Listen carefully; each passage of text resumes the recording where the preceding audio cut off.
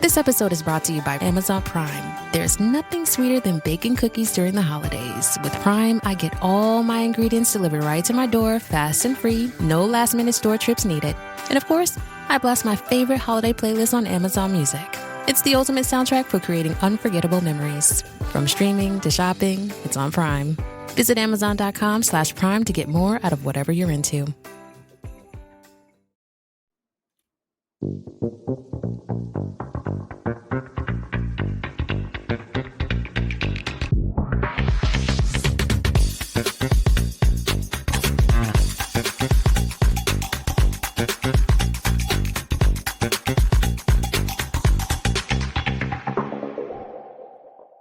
We may live over 5,000 miles from Lincoln Financial Field, but what we lack in proximity, we make up for in film study. And each and every week, we'll be bringing you in-depth film breakdowns from across the pond and the Sooner State. Welcome to On the Shane Page.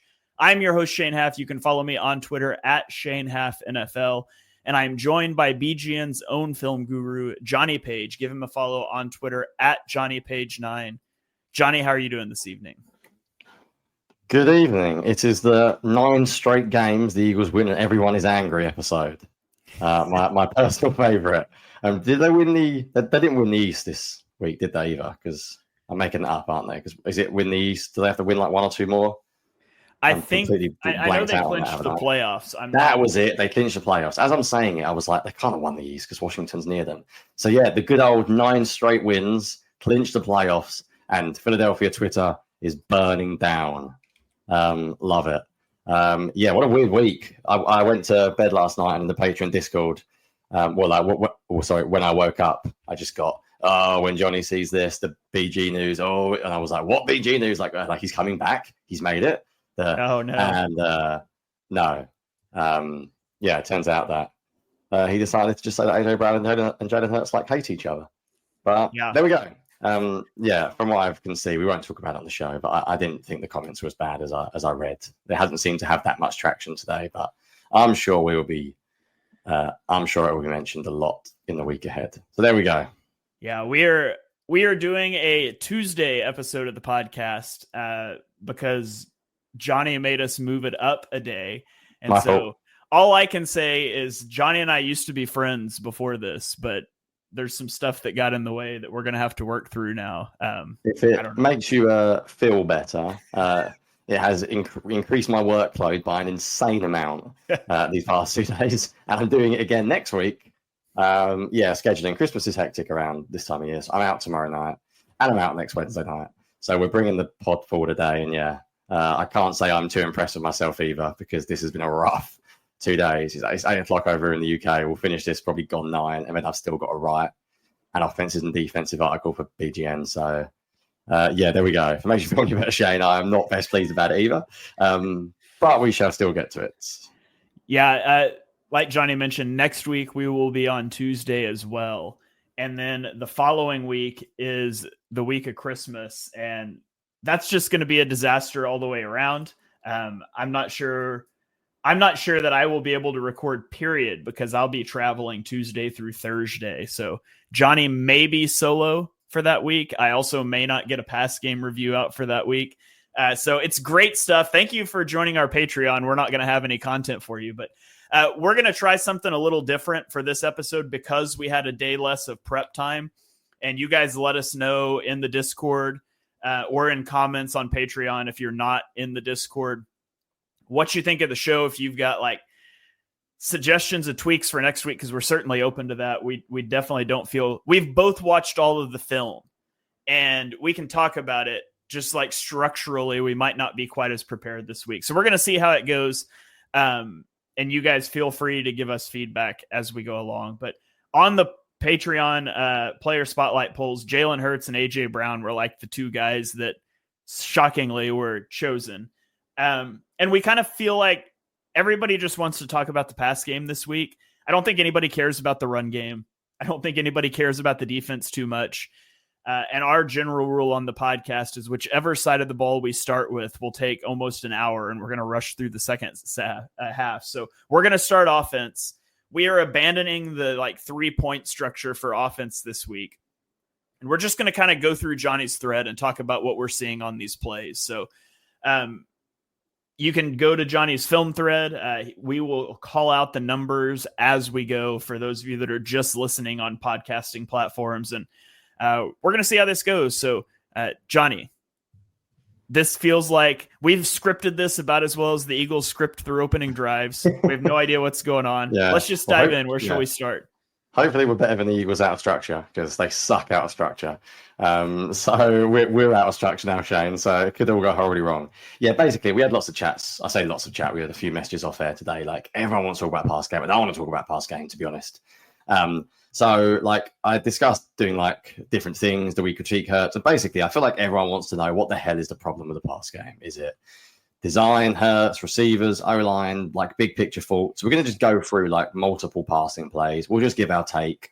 I come down this week on being more angry at design, and I don't think Hurts played well. And I think whenever I say bad things about the design, everyone goes, he's defending Hurts again. I'm like, both things can be true. Like, Hurts cannot play well, and I can also not be very impressed with the design of the offense. So let's just go through a bunch of plays, Shane, and we might as well start with the first throw of the game, because in true Eagles fashion, literally the first play of the game is the biggest talking point this week. So I'll give my take first, and then I feel like everyone's already done this play to death, so we won't spend forever on it. It is a 3-level stretch play. The Eagles have Jahan Dotson running a like very, very, very short route. I assume it's Devontae Smith running the intermediate route, and then AJ Brown is running basically a go route. Now, AJ Brown is probably not even part of the progression necessarily. And again, I'm going to caveat by saying everything we say in this episode, every single play you see here can be run differently depending on how it's coached. So please keep anyone in mind who thinks they know everything, even QB guys, like film guys, they don't always know exactly what Moore is saying and what the offense is being told to do. So some teams will run this 1 to 2 to 3. They'll basically go from, is the deep guy open? Is the intermediate open? Is the check down open? Some teams will basically run it 1 to 2, and they'll have an alert, which I think the Eagles use on AJ Brown. And basically an alert means that if Hurts sees the safety or the intermediate defender biting hard, he can then alert to the number one. I think context matters, Shane, on this play. First play of the game. The very, very first, it was the first throw of the game, wasn't it? Or was it the first play of the game as well? It was the first throw, second play. You get flagged for holding on the first play. So this is 1st and 18. Right. So you're already backed up, 1st and 18. You are already a quarterback who doesn't seem to be in very much rhythm at the start. I think Jalen Hurts should throw this ball. I think when he hits his back foot, I think it's quite clear that the Panthers cornerback who's the Panthers cornerback again? Remind me, I forgot his name. JC Horn. Yes, their best guy. He is jumping the intermediate route, and AJ Brown is free. And I think he could see this as he hits his back foot, which is basically now. However, I'll also point out that like it's not the worst miss the world has ever seen. It's not so disgusting that, oh my God, how has he done this? I think it's a miss. I think he is obviously expecting JC Horn to follow AJ Brown. And if Horn does follow AJ Brown, like I think most people would expect pre-snap, then there is nothing wrong with Jalen Hurts the way he reads this. I will just say playing quarterback in the NFL was tough. And basically, Hurts' big criticism of late, I think the last 3 years probably, has been he processes things too slow. We have spoke about him processing things too slow before on this show. I think in this game, he's making a really concerted effort to eliminate what is not there quickly. I think he's trying to get through his reads quickly. 1 to 2 to 3, bang, get the ball out. And I think sometimes you can eliminate things too quickly. And I think this is an example of him eliminating what isn't there too early. And it seems weird to say it, doesn't it, Shane? When do we say this about Jalen Hurts? I think Jalen Hurts should be more aggressive. So if we're talking about blame on this play, I don't give any blame to anyone else but the quarterback. Do you agree with me? Do you see the play the same way? I do for the most part. So, yeah, when you run that sail concept, you are normally trying to get the intermediate route open. Like you just assume they're not going to let the deep route just run wide open. Like that's the assumption. Hey, we don't want to give up a 75-yard touchdown. So we're probably going to cover the deep route. And so what you're really trying to do is just scratch AJ Brown, scratch JC Horn, and you're trying to high-low the flat defender, which in this case, it's not the running back. You're trying to high-low the flat defender.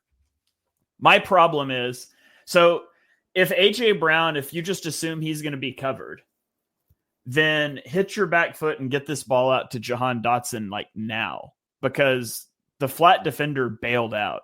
And if you get this ball to Dotson now while he's still retreating, while Dotson's still moving, you're probably going to get more yards. And so it's one of those things like I think you should either be off of Brown faster, getting the ball to Dotson, or you should stay on Brown longer. But you kind of split the difference and you end up in the worst possible outcome. That said, the worst possible outcome is still a 5-yard gain. And if this is 1st and 10 instead of 1st and 18 because your Hall of Fame right tackle held on the first play of the game, it's fine. 2nd and 5 is fine. 2nd and 13 sucks. And so I also think there's an element of, hey, it is 1st and 18. I would like for you to try to throw this deep ball. Who knows? JC Horn's really good. Maybe the coaching staff told Hurts, hey, we don't want to test JC Horn. And you certainly don't anticipate him just leaving a guy. His assignment, by the way, he's rolling the dice. If Jalen Hurts throws this, the Panthers defensive coordinator is going to be so mad at JC Horn on the sideline after this play when he gives up a 73 or 83-yard touchdown pass on the first passing play of the game for the Eagles. So, I mean, JC Horn is rolling the dice. It is not sound defense. I would like to see Hurts trigger on that throw. I do think it's a bigger deal than it should be because it is 1st and 18 and because of AJ Brown's comments after the game. Yeah, and I think, and we'll move on pretty quickly from that play, I think the Eagles coaching staff definitely said to avoid JC Horn, in my opinion, because they did not go after him deep at all. I also think the whole design of the pass game is worth remembering that it's a run-first, defense-orientated team. I think everyone's got a little bit mad with like, Hurts doesn't want to turn the ball over now, and I think like you can get a little bit like down the weeds quickly. Like, we don't know what he's being told, so we got to chill a little bit. But it's worth pointing out that essentially this is a run-first team and a very, very good defense, so he doesn't need to be Superman. He doesn't need to throw the ball a lot down the field. So maybe he's got that in his mind as well. Like if he gets picked there, suddenly the sky's falling in early on. So yeah, I think that's a bad Hurts play, but I also think it's not the biggest, like it's not an absolute nightmare. Oh my God, what is he looking at type of play. Let's move on to something that was a common theme, Shane. So play 3 of the film thread. We mentioned this on the post-game show, and we're a bit confused because we said we didn't think pass protection was great, and then you looked at PFF numbers, and Lyman didn't really give up any sacks. But on the All-22, I didn't think pass protection was great. It was good in basic standard dropbacks, but their play-action game was horrendous. And I just wanted to point out this play. There's no real analysis needed of this play, Shane. When we talk about the design of the passing game, I am not just talking about the struggles of Jalen Hurts. The Eagles only throw the ball about 20 to 25 times. They blew, I think, 3 play action pass attempts in this game, Shane. Could that be right? There was this one. There was one later. I'm sure there was another one. Yeah. You can't blow, like just straight up blow, like 3 out of 20 or 3 out of 25, like pass attempps. Like, how many times did Hurts actually attempt to throw in this game? What, like, couldn't have been more than 30. So you're talking what? Nearly 10%, around 10% of your pass game where you're just blowing pass protection of a line. And there's not really much to analyze here. They just get it wrong. They obviously, whatever they're doing play action wise, I don't know exactly who's being coached to do what. But the Eagles are normally quite good at play action when they run it. They don't run it that often, but they're good at it. That's really depressing and really disappointing because there's no point even talking design. Design doesn't matter. The quarterback doesn't matter. If you can't block and you end up with a free rusher on your quarterback, unless he makes a ridiculously superhero play, which he does later on a couple of times, there's nothing you can do here. And it's just worth pointing out that it's not all on the QB. It's the design as a whole.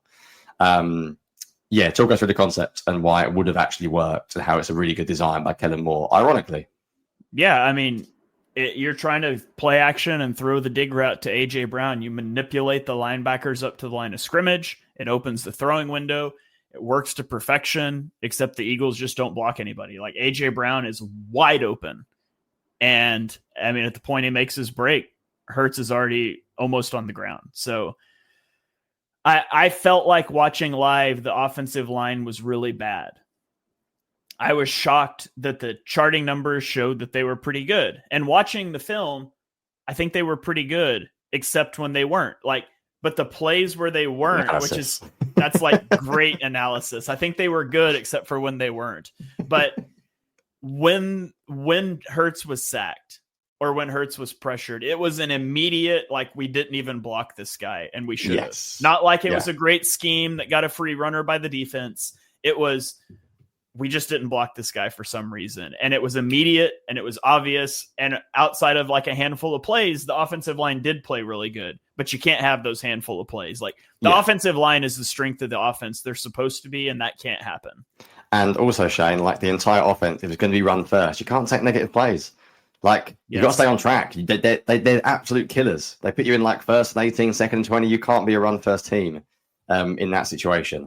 So yeah, let's move on. This one, I'm really interested to know your thoughts, because a little bit behind the curtain, we try not to talk about plays that much. The Discord has changed that a little bit because I do get comments in there. But I desperately try to ignore everything before I watch. Live, this is play 5, by the way. I thought this was an absolute disaster of a play by Jalen Hurts. Because it looked like Devontae Smith and AJ Brown were wide open. The Eagles motion Saquon Barkley out to the flat, and they run a 2-receiver set to the left-hand side. It's basically a double slant or a slant in, and there is nothing in the middle of the field, like literally nothing. Do you want to talk me through your perspective, Shane, seeing as I've gone first? And I think I might nitpick this one. I'm interested to know your thoughts, but go for it first. Yeah, so the motion out from Saquon gives you a pretty good idea this is man-to-man coverage because the linebacker follows him. And so you've got your man-to-man beater at the bottom. It is a massive bonus when the linebacker blitzes, because now there's nobody in the middle of the field. And so you're running in breakers. You don't have to worry about that linebacker. To me, I think you read this from Smith as the 1 to Brown as the 2. Like, that's how it makes sense. Your eyes are moving right to left, not going way out and then coming back. Like, so to me, Devontae Smith is the first read, and Devontae Smith is open. Ball's out now. That's a completion. Now, I will note, like, Hurts starts to separate, and then he stops. He double clutches. And I think he does it because the blitzing linebacker jumps. Two things is, like, the pocket is perfect. Like, this is the point where the linebacker leaves the ground. It's the point where Hurts double clutches. The pocket's perfect.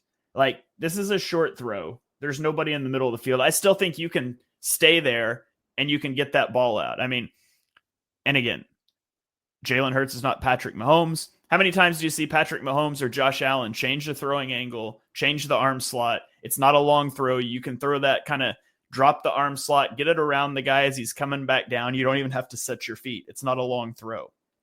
I'd like to see him do that. I would also like to see Landon Dickerson put this linebacker on the ground. Anytime a guy jumps, when he leaves the ground, he should not land on his feet because he's lost all leverage. So Landon Dickerson should pancake this guy before he hits the ground. I think Hurts needs to pull the trigger here. Like, I understand why he pulls it down. I think he should still make the throw after he double clutches. It's open. We can talk about A.J. Brown. A.J. Brown shouldn't be open. The only reason A.J. Brown is open is because the corner kind of stumbles coming out of this break. If you watch him, he kind of stumbles and almost falls. It's a tough miss. And I just think I want to see Hurts trigger on that throw. I understand why he double clutches it, and I don't necessarily have a problem with that. But without pressure, I would like to see him stay in the pocket and still make that throw. Yeah, right. Let's get nitpicky. I've stared at this face so many times to see where he's going. Is he going to Devontae Smith or AJ Brown? I've seen different perspectives. Some people think he's throwing to Devontae. I think Dan Orlovsky said today he thinks he's throwing to AJ Brown. I think he's throwing to Devontae, but I don't really know, and it's impossible to tell. So I went down a proper rabbit hole, and the reason why my workload was horrendous yesterday was I ended up spending 10 minutes watching a double slant clinic. And then reading a Stanford passing game clinic on double slants. So I feel like I'm now a double slants expert. And basically everything I read, and everything I read, and everything I thought as well is that they need to be at different depths of target. And I think if you're really being picky, and I say all the time, the really small stuff matters in the NFL. I don't like the way the Eagles run this. I think Devontae Smith runs it too deep. I think he should be earlier, and I think it could be back foot throw. I think you could argue Jalen Hurts is slightly late here, but I would want to see Devontae Smith as like a one-step drop, bang, slant. And also, I want to see AJ Brown significantly deeper than him. So the reason being is that Jalen Hurts could then bang, not there, reset feet, get to AJ Brown still on the third step of his drop. If you look at it, if he is throwing to Devontae here, by the time he actually like goes to release it and hits his back foot, AJ Brown's already like in. Like you're gonna have to completely reset your feet and like move in the pocket and then throw the in. It's just a bit. It just doesn't. There's something that doesn't look right about it to me. I'm also going to say something that I'm allowed to say on the podcast because people can't hear it. I think that people can't see it or read it. In fact, I think AJ Brown has a touch, and I know we're not allowed to criticize AJ because he is one of the best receivers in the NFL, if not the best. I think he has a touch of the lethargic route runner when he's not getting the ball in the first read. And I think sometimes it matters. And I don't think he runs this really, really hard. I think he could probably keep going across the formation to try and create something for Hurts. My gut tells me it's like an okay route. And I think once he makes a decision not to go to Devontae Smith, I'm not sure there's much else for him. Like, I'm being very nitpicky. It's double slants. The perfect play is like, it's a perfectly fine call. Everyone runs double slant. But I ended up watching like a good old Tanner McKee because I was watching, was he at Stanford? Whoever he was with. Yeah, he was at Stanford. There we go. So I was watching clinics of like Tanner McKee, there we go, throwing a double slant. And long story short, the depth of target is dramatically different. So when the inside guy is breaking in, the outside guy doesn't really break until like a whole second later. And my gut tells me that like it's just the timing's off. I think it's very easy to blame Hurts, and I think Hurts absolutely deserves blame, and I think he could step around the offensive lineman and throw it. But I just feel like there's something off. Like there's a and he's been off all year. He's been off the entire year. The passing game has never looked smooth to me. There's so many plays that I look and I'm just like, I don't really fully like the design. I think it could be better. There are minor things they could do. Yeah, let's keep going. I'll carry on if you don't mind. I'll go straight into play 6 because this is another example of a minor design flaw. So I think the Eagles' plan here is man coverage, throw it to AJ Brown one-on-one on the go route, zone coverage, settle down against the comeback routes in the middle of the field. But AJ Brown's been covered by JC Horn, and I'll be honest, AJ Brown is pretty well pressed here. Like, I think Hurts could throw this ball. How many times have we sat in Shane and everyone goes, 3rd and 7, and all you're going to do is throw it up to AJ Brown for a 50-50 ball? That's not good enough. Well, all right, let's say Jalen Hurts makes, in my opinion, the correct decision not to throw it to AJ Brown because I think he gets a pretty good press on him here. I think that's their best cornerback. That's not a lot of separation. If you throw the perfect pass, you might get away with it. But we've been trying to say we want more. So if you're not going to AJ Brown, what else have you got? You've got a very, very, very deep out, a far hash, which is looking like Kirk Cousins' pick 6 territory if you try and throw that. Then you've got 2 comeback routes, which are meant to be against zone coverage. There's nothing there against man. They are easy routes to cover. Jalen Hurts buys a bit of time. I think this is a miscommunication with Johnny Wilson because Johnny Wilson comes charging back towards the ball. Jalen Hurts throws him upfield. Again, minor details matter. I just look at this play, Shane, and I go, there's no horizontal stretch. There's no like crossing over. They're not challenging the defenders' communication. They're just running comebacks again. Like, and people can say, well, Hurts should throw it deep. Fine. All right. Granted. Fine. Do you know what? When Hurts went deep, Shane, and people who listened to me for a while, I wasn't that critical of the one-on-one shots to AJ Brown. I've been pretty consistent that I have never moaned that much about the one-on-one shots to AJ Brown because I've always been a pretty big fan of them. I can understand why he's not taking a shot against JC Horn in really good press coverage there. So if you're not going to go to that side of the field, and I think he eliminates it really quickly, correctly, we're just not really giving him anything else. Like, you could run a high-low, you could run, there's hundreds of concepts you could run. We don't need to go through them all. But running 2 comebacks in the middle of the field and an out route, like the other side of the field, there's nothing there.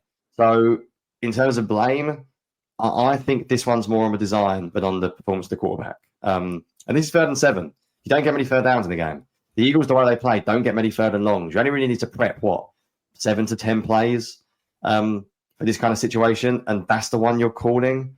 Like, that's disappointing. What do you think? You know how much I love a backside timing route. It's one of my favorite things in the world. Yeah, true. And I'm with you. Like, I don't think that AJ, you could throw the AJ Brown ball It's not a high percentage throw. And there's nothing else. And like, this is one that on the broadcast you think is really bad on Hurts, because it's like, how do you overthrow Johnny Wilson? He has 8-foot long arms. And then you see it on the All-22 and it's like, well, yeah, he comes back 2 yards to the ball and Hurts is trying to throw him upfield. And so that's one where the film is really important, because watching live, because heaven forbid we get a replay on a broadcast, but or any sort of intelligent talk about what's happening on the field, it just looks like it's a bad overthrow. And I see why it happens there. But you mentioned like throwing deep. The last 4 games of the season, let's see, Jalen Hurts' average depth of target, 3 of his lowest 4 average depth of target games on the season are in 3 of the last 4 games. They're just not pushing the ball downfield anymore either, which is what makes, and we'll get to curl routes later, I'm sure, because if you don't bring it up, I'm going to. But curl routes are the Eagles' only answer on 3rd and long. It's the only thing. It's the only thing that they have. And when you no longer throw the vertical routes ever, because the Eagles don't anymore, the windows on those curl routes are going to get tighter and tighter because teams are going to stop respecting them. And you really see that come out late in this game. Yeah, I actually didn't post the one to Devonta. I think you might talk about later, because I already posted like 17 clips, which for me is ridiculous because I write all of these clips up for BGN. And again, people are going to say, well, it's Jalen Hurts, that's why we're not throwing it. And I'm like, come on. Jalen Hurts might not be able to hit a backside dig like Matthew Stafford can, but he can run like post will. Like, he can run a high-low. Like, it's calmed down a little bit. He might not be the world's best processor. You may not be able to run like 50,000 concepts. You can run more than curls. That's a little bit of like an easy out for Kellen Moore. I did have a little bit of a Kellen Moore argument yesterday when someone said, well, he's been brilliant and never been criticized anywhere else he's been. And I was like, yes, he has. Go and ask Cowboys fans what they think of his last year. Chargers weren't, John Harbaugh or Jim Harbaugh wasn't like desperate to keep him in the building. I like Kellen Moore. I think he's had a good year. Don't get me wrong, but it's calmed down a little bit. They're like, it must be the quarterback only and nothing. Kellen Moore's been running comebacks on 3rd down for years. Yeah, let's move on because we need to be possibly a little bit quicker. Shock horror. I have nothing to say about 7. You can show it very quickly for people listening. It's another play action throw. It's another disaster in pass protection. They ask Grant Calcaterra to block a defensive tackle. I'll let you be the judge of how that went. Jalen Hurts shrugs off 2 defenders, makes a ridiculously athletic play, and completely bows the Eagles coaching staff out on this play. And when we're talking about Hurts, if you're not going to point out this kind of stuff as well, then you're very biased in your analysis, because you can't just criticize the guy all game and not basically point out, but he also saved the Eagles from 2 more horrendous sacks in this one. Anything else to say about this one, or should we move straight on? Yeah, I mean, I think he bails Mekhi Becton out, honestly, because I highly doubt this is how the staff drew this one up, because Grant Calcaterra is fair point. Because Grant Calcaterra not only is like, they're not asking him to like block a defensive tackle while they boot away. He's just like running into him and then releasing to the flat. Like, you would never draw that up. I think that's a Mekhi Becton issue, but Jordan Mailata also gets beat inside and Hurts just shrugs them both off. And for a rushing offense that struggles when they're behind the sticks, going from 2nd and 15, which is what 2nd 15, 2nd 18, whatever that sack would have been, to a big scramble for a first down is huge for the offense. Yeah. Next one's really interesting. Play 8. This is the first touchdown. I find it hilarious how much now everyone's got the All-22. Everyone loves it. And it's great, by the way. I'm not criticizing it. But now we're picking holes in touchdown throws as well. We're like, oh, what a great touchdown throw. But could have thrown the other touchdown throw, couldn't he? And I'm like, Jesus, let's all just chill a little bit. I don't know what is going on here. I don't know how it's coached. Again, I keep saying this. AJ Brown is running a slant. Devontae Smith is running an out. AJ Brown is wide open. Jalen Hurts takes a 3-step drop, and AJ Brown needs to be a 1-step drop and hit it. It looks to me like Devontae Smith is the main read on the play, in which case it's a fantastic route. It's a fantastic throw. It's a lovely touchdown. But everyone's going mental because AJ Brown doesn't get the ball, and Jalen Hurts and AJ Brown now hate each other. So it's now a narrative. If this is like week 5 and everything's going well with AJ Brown, no one ever talks about this play again. I don't know. Should he throw it to AJ Brown? I think so. Is it the end of the world that he doesn't? No. If he thinks Devontae Smith is going to be open, fine. Anything else, or do you really want to nitpick a touchdown more than I am? I mean, I think it's pretty clear that the reason Hurts doesn't throw this ball to AJ Brown is because they're not friends anymore. So that's nailed it. If you look, actually, there's an invisible defender with the word friends, just on the goal line there, and I dive into this one a lot I've already recorded my Hurts pass game review and I haven't released it yet because I've got to do the intro outro, but I go into this play quite in depth there. The simple answer is that pre-snap. So this works if it's press coverage, because you've got off coverage here against AJ Brown. The cornerback should be going over this, and all of a sudden this isn't open. If the cornerback plays this correctly, it's kind of like the JC Horn thing earlier. If JC Horn plays sound defense, AJ Brown's not open. If this cornerback plays sound defense and comes over the top from an off coverage alignment, this isn't nearly this open. Now, he just runs into people for no real reason, but Hurts sees pre-snap and he's already going to our look against off coverage is Devontae Smith. That's why he takes the 3-step drop. You can't throw it to AJ Brown off the 3-step drop. That's why he makes that throw. Now, that said, I would like you to take a 1-step drop and check your homework post-snap. Pre-snap, we were like, hey, this is our primary. Post-snap, let's just confirm that. And let's check the route that breaks earlier. And hey, it's wide open. Let's make that easier throw. So that's something if I was in the QB room, I would be pointing that out this week. Hey, you read this out correctly pre-snap. Let's go ahead and take the 1-step drop next time. And so if the corner loses his mind and just takes himself out of the play, we can make the easier throw. But there's one later where he turns down AJ Brown that I have a problem with. This one, it's pre-snap dictating that. Yeah, we will get to that. Right, let's move on. Play 9, interesting one to break down. I think this is a combination of Hurts at fault and design at fault. So basically, they're running play action. They actually block people this time, which is nice. And AJ Brown is running a deep comeback. And I think there is a window. I think there is a hell of a small window. I think it's a tight window. But I think a really top-level quarterback can hit his back foot here and rip it to the outside. I think it's doable. Is it the highest percentage throw? Is it the play I love the most? No, not really. No real problems with design here. I don't hate the design massively until we get to what happens if you don't like this side of the field. So I've been saying for years, Shane, the Eagles suck out of structure. But anyway, there's just nothing out of structure. When Hurts decides he's not going to throw it there, compare it to what Bryce Young and the Panthers did this week out of structure. It's night and day. Jalen Hurts actually turns to his left here, and he's like, "Brilliant! I've got Jonny Wilson releasing to his left." And where's Jonny Wilson? Jonny Wilson's been engaged with a pass rusher for about 3 seconds and doesn't actually get out onto his route. But Jalen Hurts has literally turned backside, and he would have been open if he was a second earlier. But he's too late.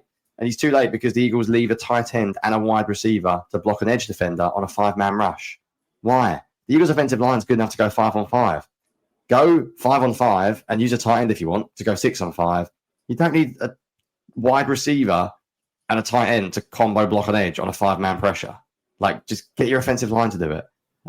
So I don't love the backside design, but I'm saying all this, Shane, and I'm not going to be the pro Hurts. I can already see the comments on the BGN article this week. You're too pro Hurts.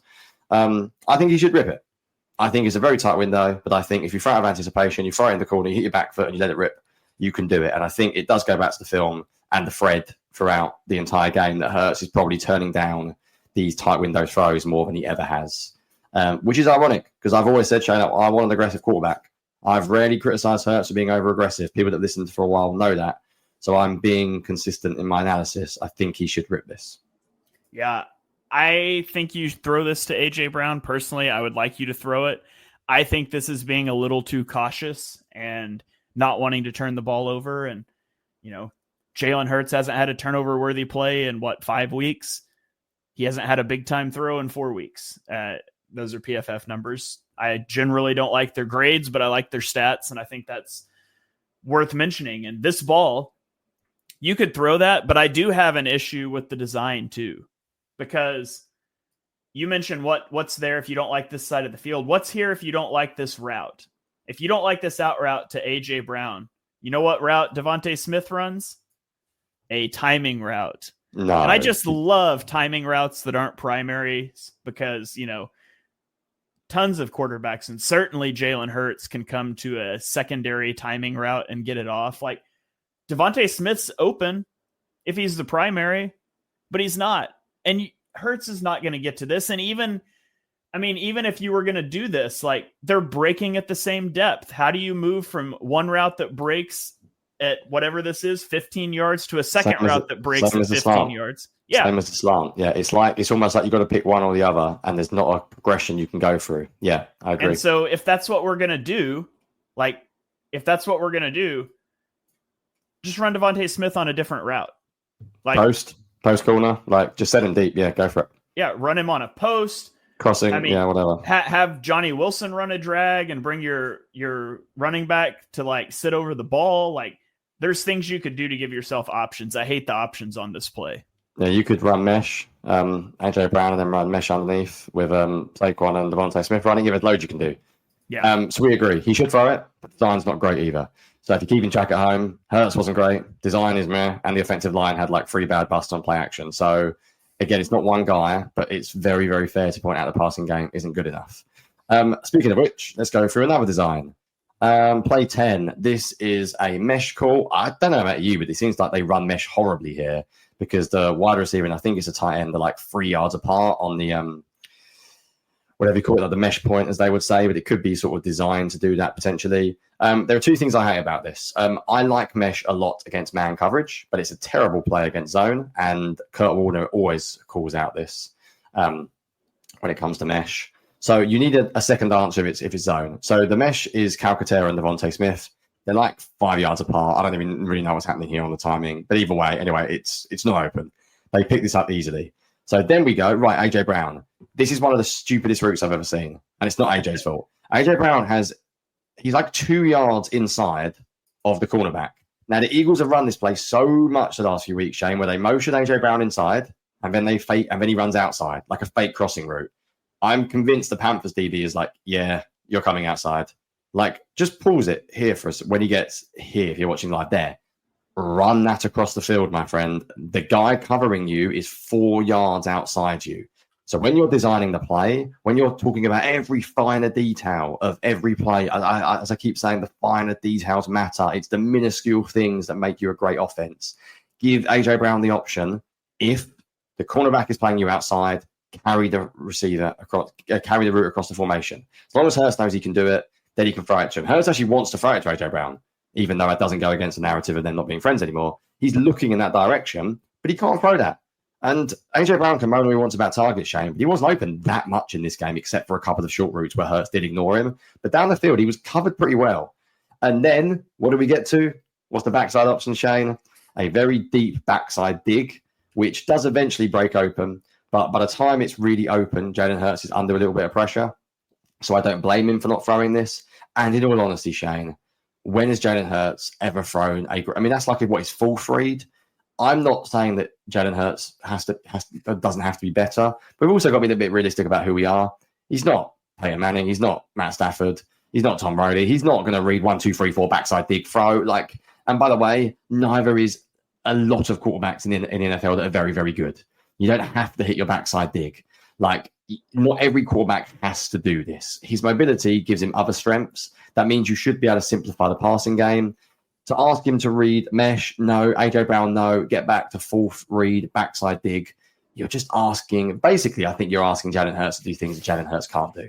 And maybe Kellen Moore has coached Dak Prescott and Justin Herbert, and they can throw the backside dig.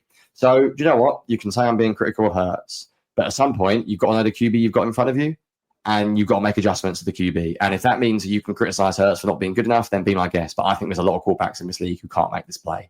And I think the offensive coordinator's job is to put them in a situation where they don't have to make this play, because I think it's too difficult. And I think you could even argue he's under pressure by the time that the backside dig even cuts it. Anyway, it's probably now.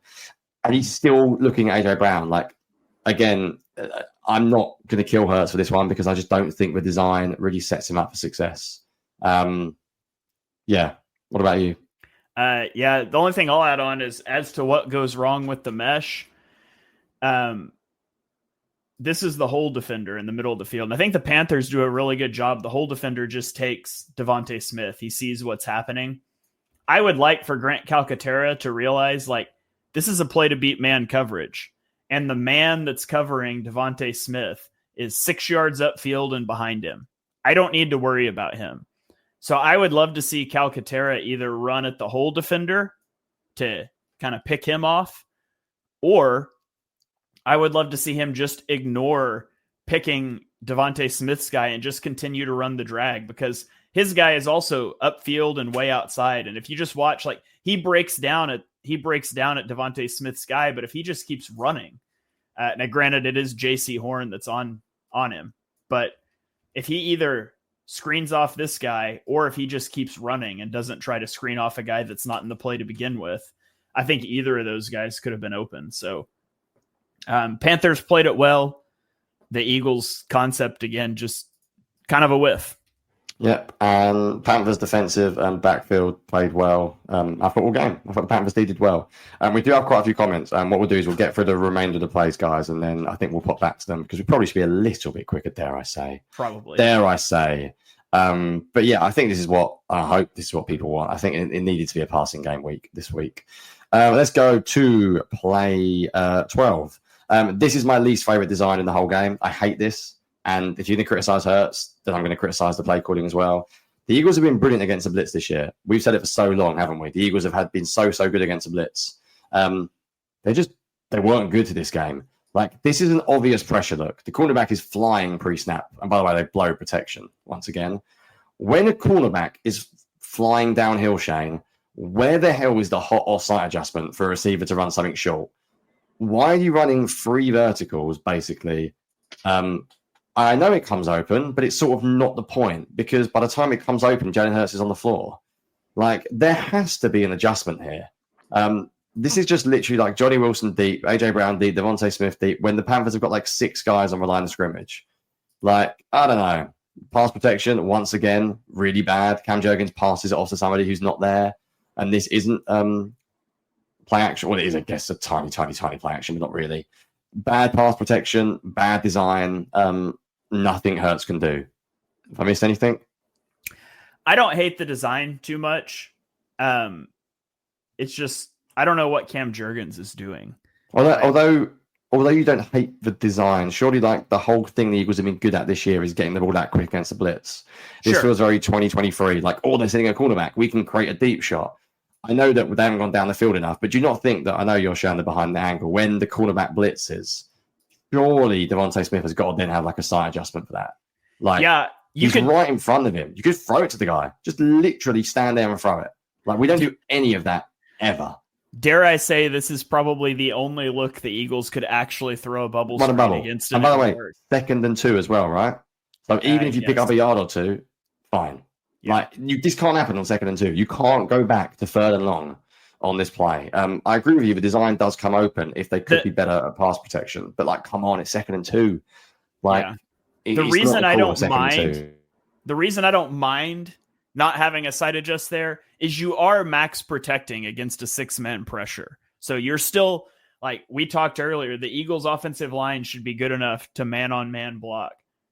And you're doing that and having a running back in the backfield. And Cam Jurgens just blows it. I don't know what he's doing.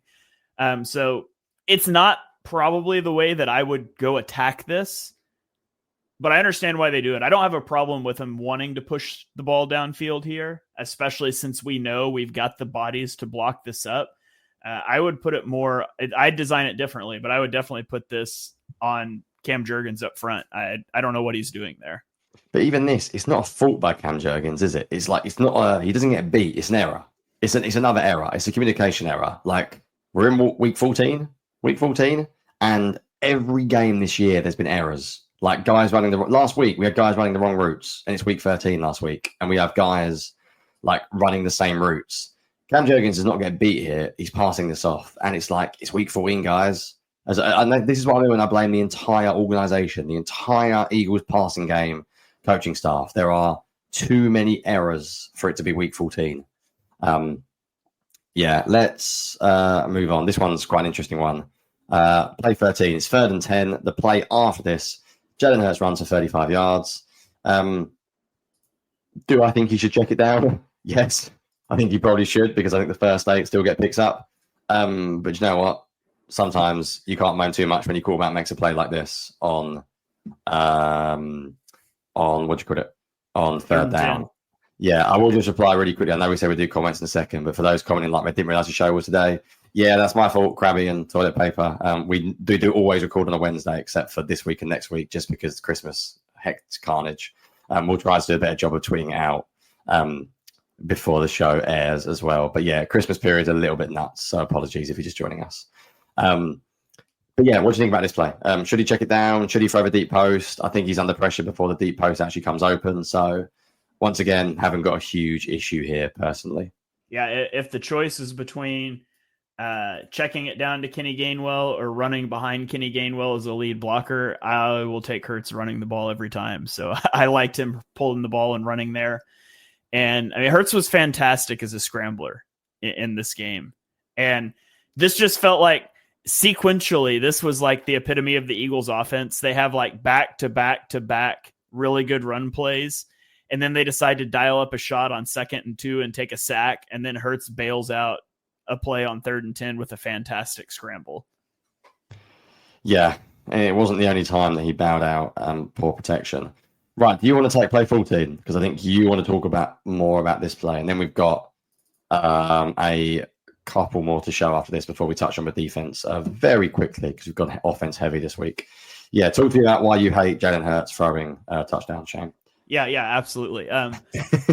So this is Crash. I feel like I draw this and talk about it like every week, but the Eagles absolutely love it, especially in the red zone. Outside guy runs the in route. The inside guy runs like, I don't know. It's not a corner route. It's like a rounded corner-ish route. I don't know. It's a great concept against man coverage. And this is man coverage. And at the snap of the ball, you're going to see, for some reason, the Panthers safety bails away from the Eagles' 2 best receivers, and there's no help over the middle. So this is about as clean of a look as you'll get, and either one of these guys are open.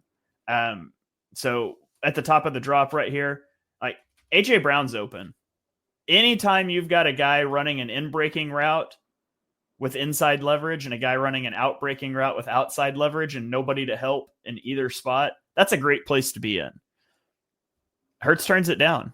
I mean, Brandon Graham told us that he and AJ Brown aren't friends anymore. Now I need to know what happened with him and Devontae Smith, because he threw one to Devontae Smith earlier. Something happened on the sideline. They're not friends anymore now either.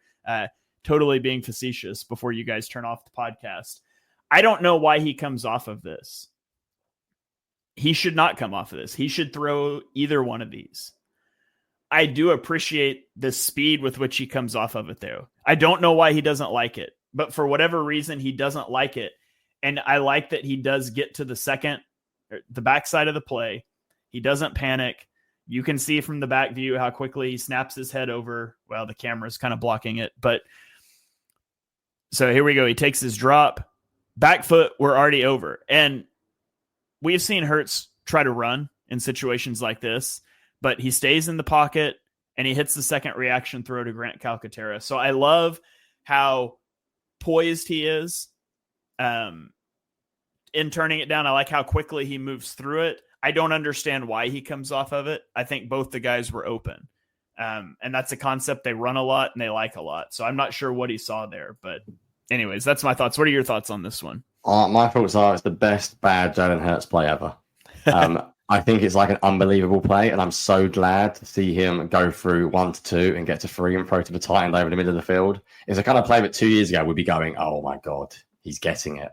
This is like an awesome, awesome play.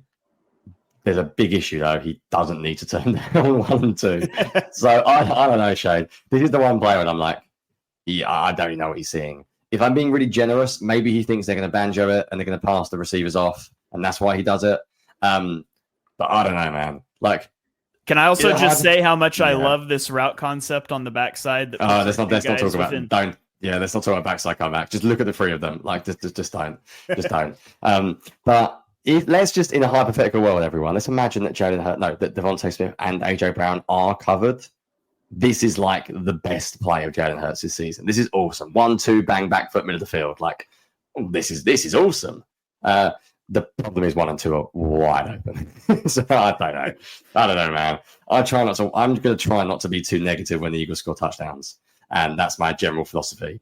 I'll try and break down plays when they suck and not when they score touchdowns. And it was cool to see Grant Calcaterra get his first one. So I don't know how to say about that one. I really don't. Right, let's move on. Let's go to 15. 15 is the stuff they need to do 5,000 times more every game. The Eagles ran counter like 13 times this game, I'm guessing, but probably genuinely. And they killed the Panthers with it. If you are ruining a team, Shane, with something in the run game, do you know what your passing game should do? It should take advantage of how you are killing teams in the pass game. In the run game. The Eagles passing game does not take advantage of it. They run play action, that's about it. This was the first time all game I was like, finally, they used counter because they've killed the Panthers with counter all game. So run counter, but it's an RPO and just throw it to AJ Brown.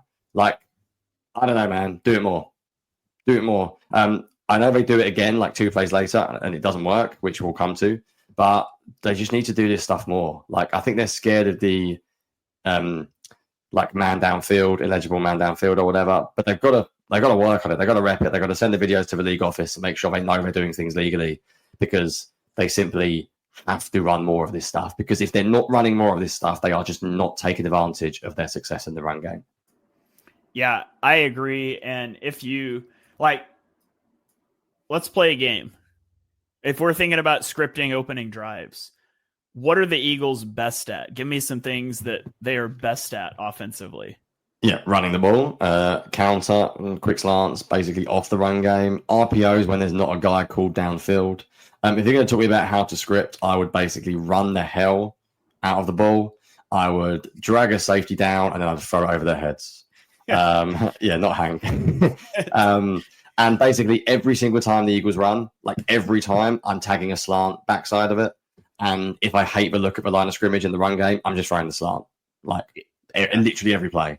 To me, it's gap scheme runs, specifically counter and counter bash, building RPO game off of that, and then like under center play action, bootlegs, pistol bootlegs, those sorts of things. I don't do enough of it still. I don't do enough of it. And then tempo, and then going tempo. Yeah. Going up tempo always seems to help. Like, that needs to coalesce into a better opening script. Gap scheme runs, gap scheme RPOs, bootlegs, and tempo. Like, that's how I would try to build the Eagles opening possessions. But let's talk about the one that doesn't work a couple plays later. And I put them up side by side here because I want to talk. Explain.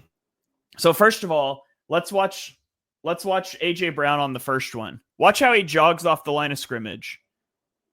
And then he goes. Okay, so when we watch the second one and we see AJ Brown jog his route, we do need the context that he jogs off the line the first time too. He's selling this as a run play. On the second play, he never actually goes though. And so the question is why? If we look at the situation, the first one, the ball is on the far hash. The safety is on the near hash, and he rotates to the middle of the field at the snap.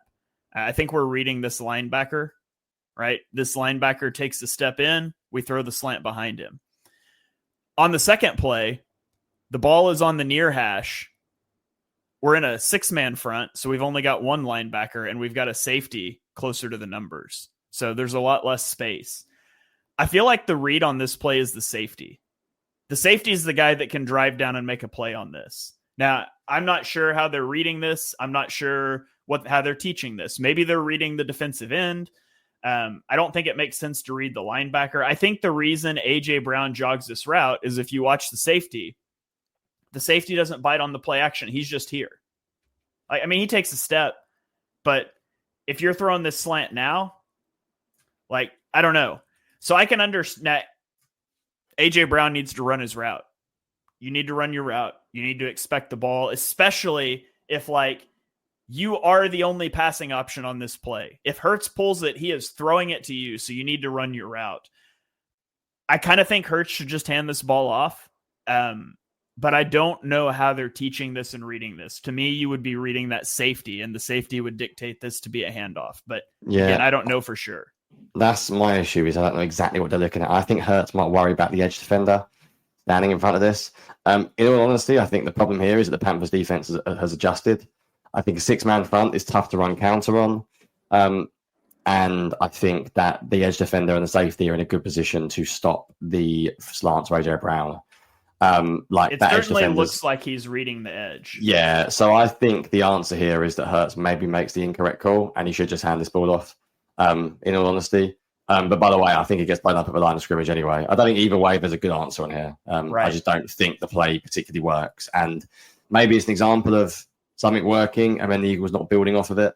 So maybe they could have done something different here. Maybe they could have run like a slant and go, for example. Maybe like they could do a little bit better. Right, final one, Shane, because we really have done an hour on the offense, and I want to get to a couple of comments as well. The final one is just like stuff that I don't think the Eagles do enough. It is another comeback. Sorry, Shane.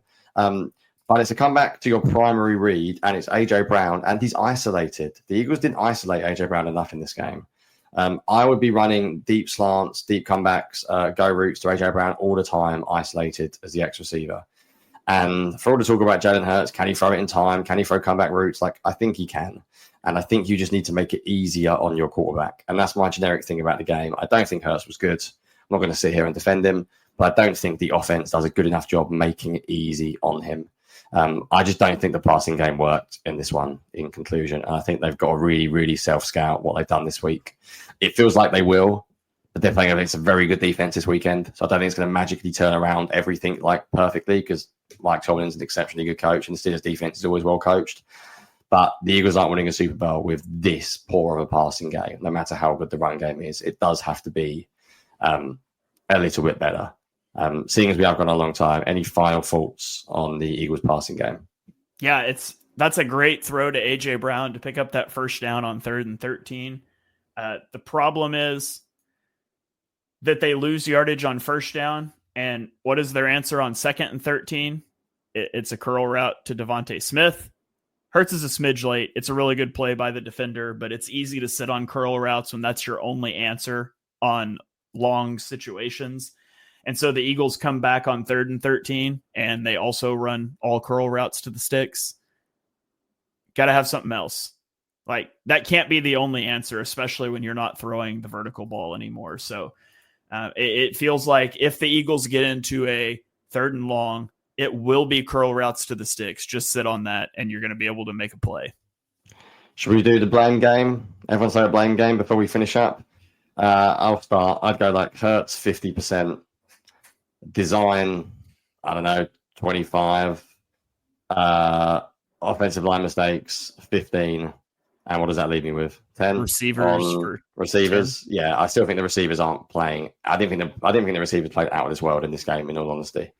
Yeah. And I'm going to get like Hurts. I've now become a pro Hurts guy online, which is ironic to me because I never was. I think he played well. I just don't think the scheme was particularly good either. And I think there's some really easy stuff they could do to make it better. And I hope that they really do look long and hard about what they called this week and basically start thinking that they need to do more. Like I watched some other teams, Shan. I just watched like some teams throw like a quick slant or they throw like a screen to the backside and the guy runs for like 30 yards. Like it feels like everything the Eagles do in the passing game is hard. Everything needs to be really, really, really good. There we go. Any final thoughts? So in short, what you're saying, the answer to the question, what needs to be better on the offense is everything. Passing. Yeah. There we go. Just call me AJ Brown. Yeah. All right. That's a very long pass game review that was not as structured as what we normally do on offense. You guys can let us know later what you think of that format. We're not going to adopt that like permanently, but it was sort of a byproduct of this week, and we're going to be in a similar situation next week. Saying go 2 hours. I appreciate the love on the show. It is 9:00 where I am, and I've got about 3,000 words to write before I go to bed. So that is not going to happen. But yeah, there's some good comments going in there. We do read them all. Sorry, we haven't put many on because we went through that very quickly. But there are a few great ones. Did we go through that very quickly? Sorry, I don't know if we can say that. Yeah, and if you want more, Patreon, Shane's All-22 pass review is going to be even more detailed, and it doesn't have me defending Jalen Hurts. So that'd be even better.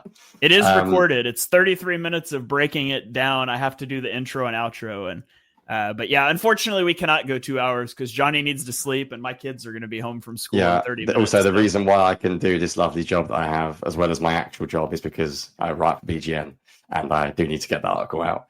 Very much so, because I'm very lucky to write for BGN, but there are deadlines in every world.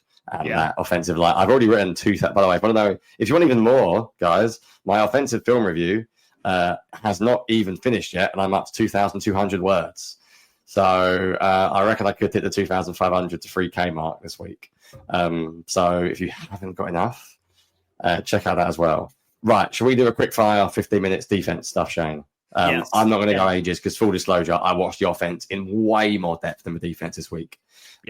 Just being fully honest with everyone, we're never going to lie and say we do things like differently. Let me go first. Yeah, you go first. Start us off. Okay, so I do have 3 points on defense. They'll all be fast. I'm not going to break these down in depth, but one thing I noticed in this game that was an issue for the Eagles was their rush lane integrity. There was a lot of times that Bryce Young was able to escape from the pocket, and a lot of times it came down to rush lane integrity. And so I've got a few clips here. I think they might actually all be from the final drive, but the 3rd and 11 with 2.5 minutes left, I think Josh Sweat and Nolan Smith get way too far upfield in this pass rush. Like, look how deep they get. I just don't think you want to be 9 yards deep in the end zone rushing the passer. And the coverage is fantastic downfield, but it gives Bryce Young a window to escape. And I mean, Josh Sweat still almost gets him for a safety. Darius Slay almost tips that pass. It's a great play by Bryce Young, but it's one example of which I think there's a few of the rush lane integrity not being very good. I'll show a couple more.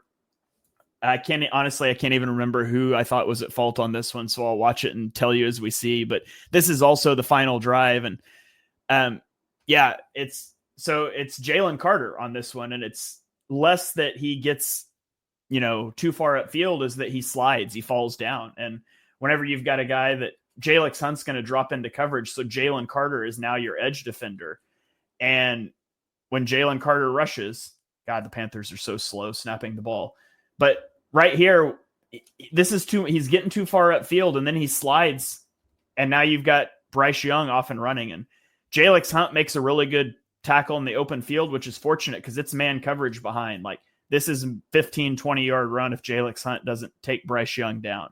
So rush lane integrity, and then we get again to a 3rd and 4 at the end of the game.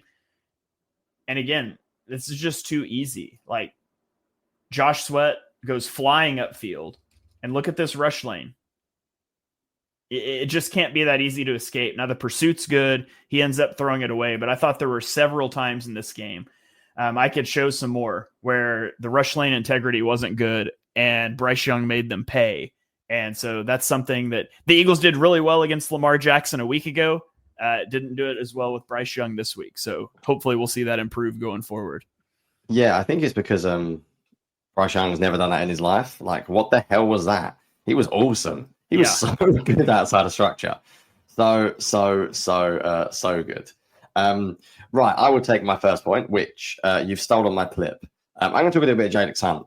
So Jalex Hunt, people always like the new guy because you know what Twitter's like and social media is like. The new guy's always fun.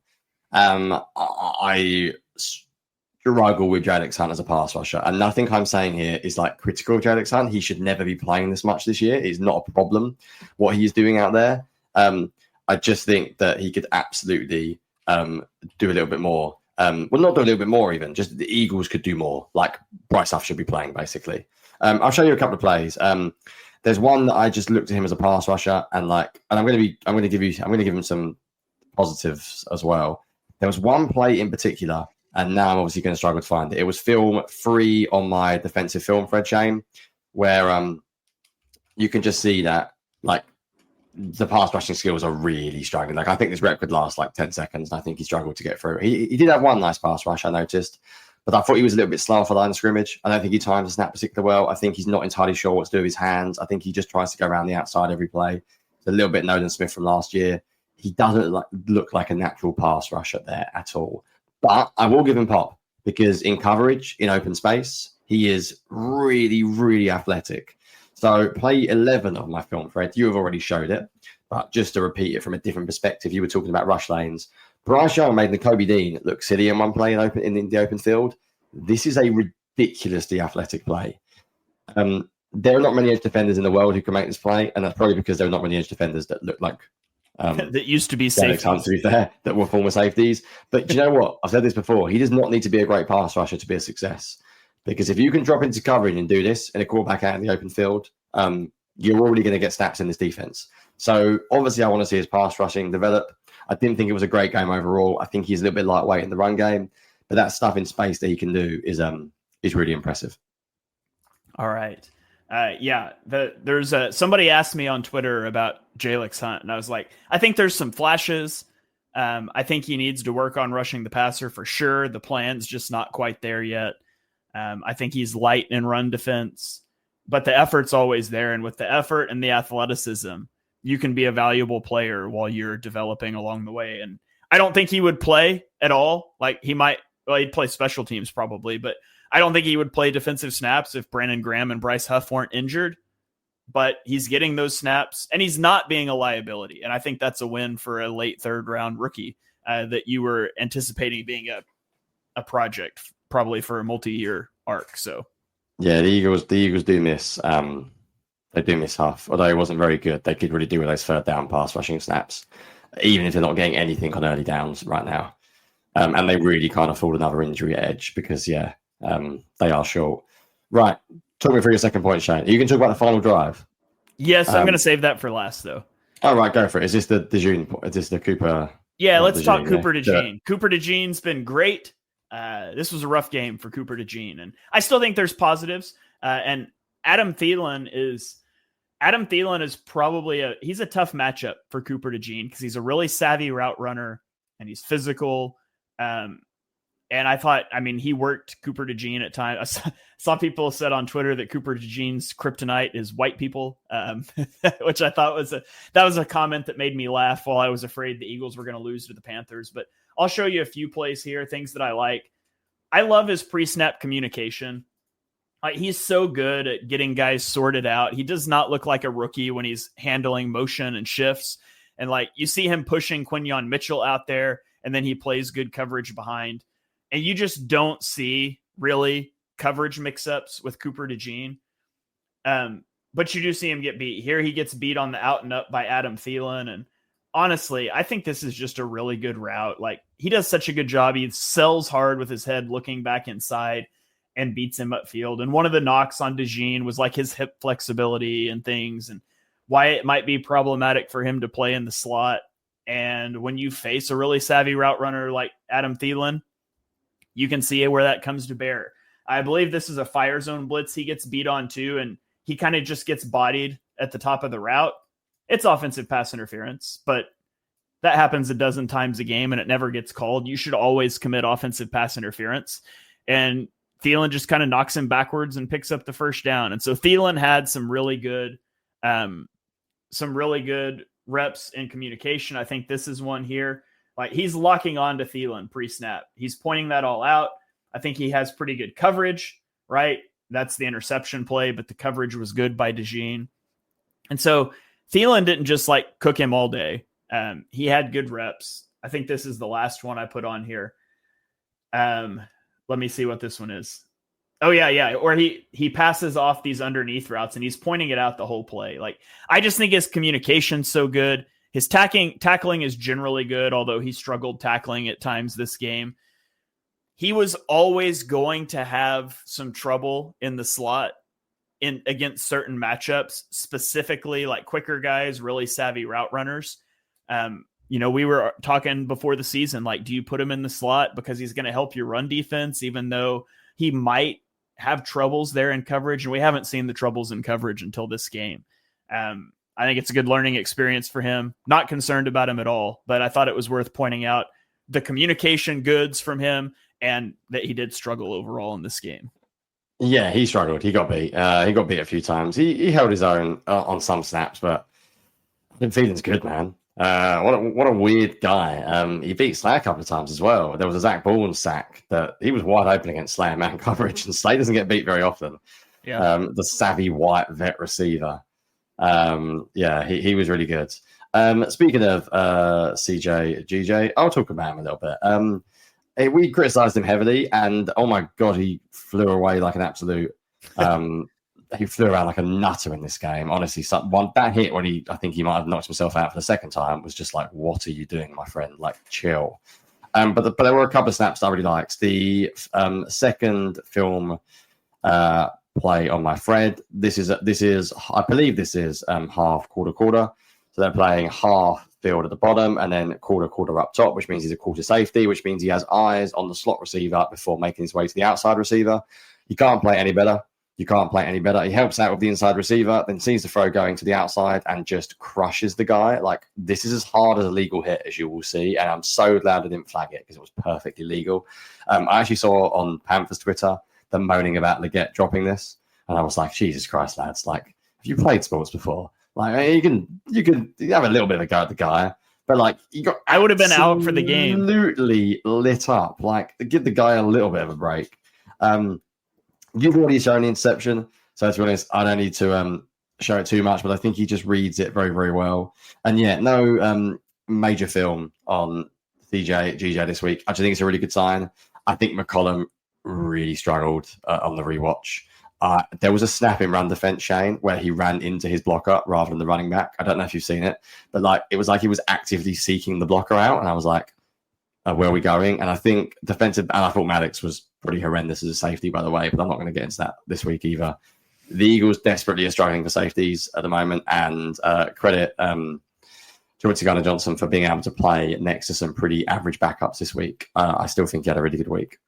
Yeah, I agree with that. I'm going to talk about the final drive, and Vic Fangio came out of the 2-minute warning.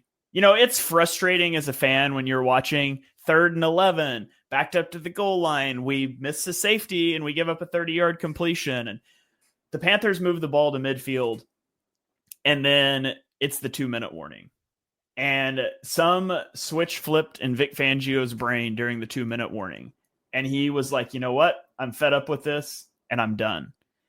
And after the 2-minute warning, the Eagles ran 8 plays.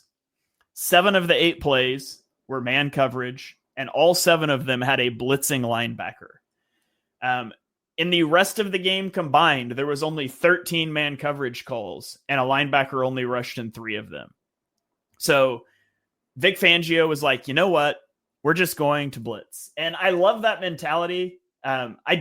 We joke about him being on tilt. I also think there's an element of, if you're going to make a mistake or you're going to score fast, but we're not ending this with you scoring a touchdown as time expires.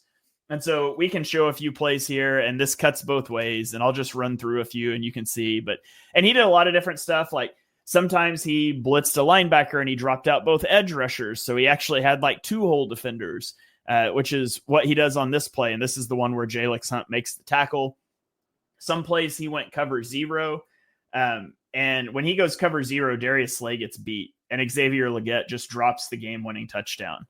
But 2 there, I think there was a point of like, if you're going to score, you're going to do it with 55 seconds left and give us a chance to go get a field goal.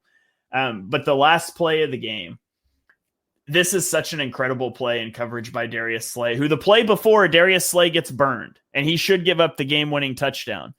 Now it's Darius Slay against Adam Thielen, their guy that has been eating you alive all game. He's in man coverage, and he's going to track him all the way across the field. And he makes the pass breakup to win the game on 4th and 9. And so I just thought it was interesting. And this is not the first time we've seen Fangio do this. I think it was against the Jags. It might not. It was another game that was close where he just went like super blitz heavy at the end of the game. I think it's something at this point that like, 1-score game, like if you can potentially score and take the lead inside of 2 minutes, I think Fangio is just going to dial up the heat. Yeah, I'm a little bit of not a different take. I sort of get where Fangio's coming from. I don't know if I think I put this in my film thread. I think I said like, I love it. I love the chaos. I respect it, but I think maybe he was a little bit too aggressive. Like, I think against a really good offense like the Chiefs, if you've got 2 minutes left and you're like, do you know what? If you score, we get the ball back, fine. I think against the Panthers, it was like a 90-yard drive as well, wasn't it? Like they got there like a serious amount of distance. It might have been like 98. Yeah, I think like you can try and stop them by playing a normal defense. I don't think they're so good that you have to. He just felt like he was full on like tilt mode. Like honestly, I was watching the last drive and I was like, what's he doing? And funny enough, it leads into my last play, Shane, which I finished very quickly with just like, we all watch film, we all break down plays, and we all look at everything. But sometimes you've got to account for luck. The NFL is a lucky sport. Sometimes you get a bit of luck. I think Fangio got a little bit lucky because I think it's the play before my final play, like Leggett drops an easy touchdown. Like we can credit Fangio for being really aggressive, but that should be a touchdown. And I think people are going to kill Slay here. But I know Slay's argument because he spoke to us in the past about it, where he would argue that he's sitting on short to intermediate routes when they blitz and he's not covering deep stuff because if it runs deep, it's almost not his fault. He gets beat badly here, don't get me wrong, but he's not sitting on the deep stuff. And this should be a touchdown. Like, I think you could be a little bit more conservative here as much as I respect the aggressiveness of Fangio. I think on another day, we're all going mental saying, why is he blitzing? And the reason why I felt he got a little bit mad was because there was one that he blitzed that ended up with a column on Adam Thielen. And I was like, yeah, that's just not good. Like, I'm sorry. You can say, like, let's go, let's blitz, let's go mad. But when you're putting McCollum on Adam Thielen, that's not great. But I will just end, Shane, by saying sometimes luck goes the other way. The Eagles only gave up, 2 touchdowns? And let's say they should have given up that touchdown. They also gave up a touchdown on the drive where Jalen Carter made an awesome play, knocked the ball up in the air on 4th down, and the Panthers ended up catching it. So if you go, I think it was play 8 on my film thread. I thought live it was lucky, but it's actually a really good play by Jalen Carter. He realizes he's not getting there. He stands right in the pass lane and knocks us up in the air. And I love how angry he is when he realized they've caught it. He's really like sulking. You can see him like, oh, he's caught that. And you can see him like, oh, no. Just a really good play, like really, really good play. And football, you get lucky. We break down everything, but you know what? It's a game of inches, as they say. And they got lucky at the end of the game, but I think they were unlucky earlier on. So overall, I'm not panicking about the defense. We obviously did this very quickly. I thought they got moved a bit in the run game. I think they struggled a little bit in man coverage at times on Thielen. I would like to see a little bit less blitzing on the final drive. But I also think Bryce Young played exceptionally well. And he's a guy who seems to just have like an absolute like screw it mentality at the moment, Bryce Young. And he's just like, I'm going out there making plays and I don't really care what happens. And not many quarterbacks play with that mentality very often. So I'm not overly concerned about the defense after a game where they gave up 2 touchdowns. Yeah, I'm not concerned about the defense. It wasn't a great game for the defense, but I still feel really confident about them. Definitely some concerns about the passing game that we might have spent way too long on, but hopefully you guys enjoyed that. I'm assuming you did from the live comments that we're asking for a 2-hour show, but unfortunately we're not going to have that for you this week. Although, Johnny, I don't know how we're going to fit this in around the holidays. We do need to get a mailbag episode at some point in time, that. But we'll talk about that off air. Commenting about Patreon and the thing. I know we plug it all the time. I promise, guys, if you're listening, the Discord is so much fun. I've never been a big Discord guy. We've got like a stats channel and everyone can just post stuff and make Shane go and look it up, which is good fun. We'll have a draft. We've got a draft channel, but it's obviously very new. Eagles chat, general chat. We get to know each other. It's so much better than discussing on Twitter. Like, I very rarely discuss on Twitter. So if you can, I know not everyone can, but if you can share a little bit, I think it's $4.50 a month if you get the All-22 pass review as well. But even just free gets you in the film thread. In the Discord, sorry. If you want to chat to us more about the plays, we do talk about the All-22 basically all the time. And just trust me when I say you won't want to go back to talking to us on Twitter if you jump on. There you go. Yeah, I used to try to respond to all the comments on Twitter, and I can't. I can't do that anymore. But B, he's too famous, guys. He's got 30,000 followers now. He's too famous. B, I or just NFL replying to him. That was cool, but I almost didn't notice it because it doesn't pop up all the comments and notifications anymore. That's why I stopped responding to everything. I just happened to click on that clip because I was trying to watch it full screen and I noticed he commented. So, anyways. I spend a lot of that time now hanging out in the Discord instead. So come check it out. Free 1-week trial. Go sign up for the $5 a month tier for your free 1 week trial. My film review will be posted later today, so you can check that out too. Get in the Discord for a week. We think you'll want to stick around.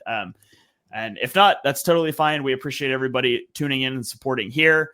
The Eagles Pin Pull Network on YouTube, on whatever podcasting platform you're on. Go check it all out. And we will catch you guys next week. By the way, give us thoughts on this format because we're going to have to figure something out for next week too. But we will catch you guys next week for another episode of On the Shane Page.